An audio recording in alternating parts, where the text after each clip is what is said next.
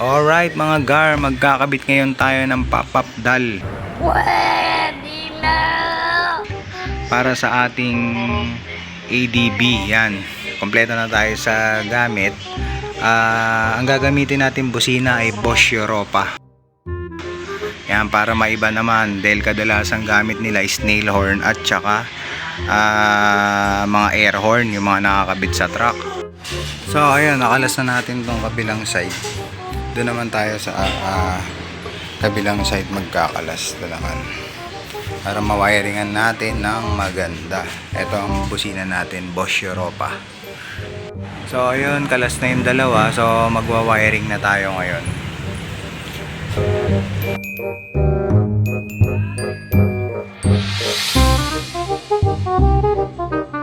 2,000 years later. Alright, tapos na nating linyahan. Tetestingin na ngayon natin kung gagana to.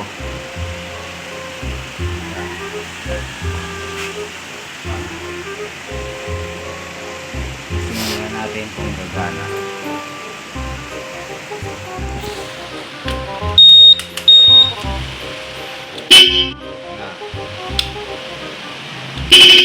Rapid horn, gumagana.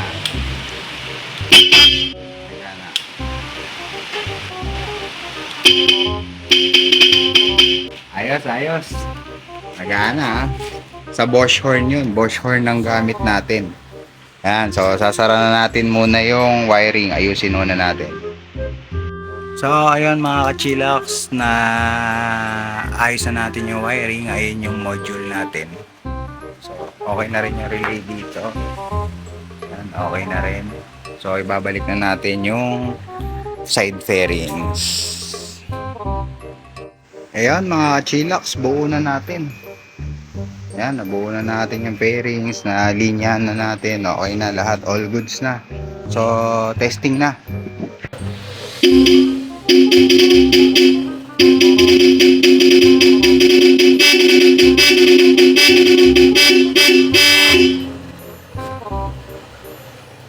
Alright, ayun o, kitang-kita nyo naman ang tunog.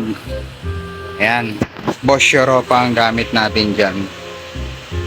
So, iba tayo dahil yung iba ang ginagamit ay snail horn, mga piya, mga patatat horn kung tawagin. So, hanggang dito na lang mga kachillax. Thank you.